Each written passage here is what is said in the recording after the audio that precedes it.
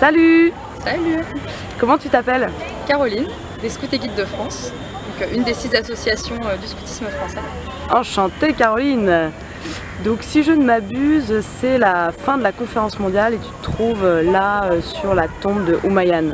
Exactement, la conférence est finie depuis une journée, et donc là c'est notre première journée de tourisme post-conférence. Est-ce qu'il y a un événement ou des choses qui t'ont marqué en particulier dans cette dernière journée de conférence?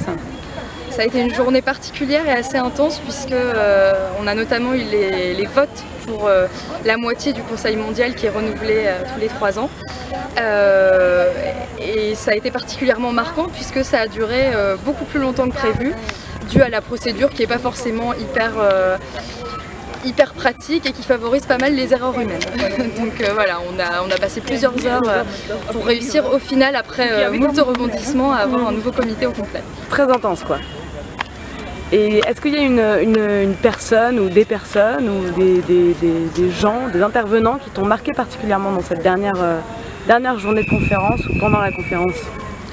Pendant la conférence en particulier, mais ça s'est ressenti particulièrement au moment des votes où j'ai trouvé qu'on était très soudés avec les pays francophones et notamment les guides africaines qui ont été de manière générale une bouffée d'air frais avec leur bonne humeur, leur humour et la belle dynamique de francophonie qu'on a commencé à lancer.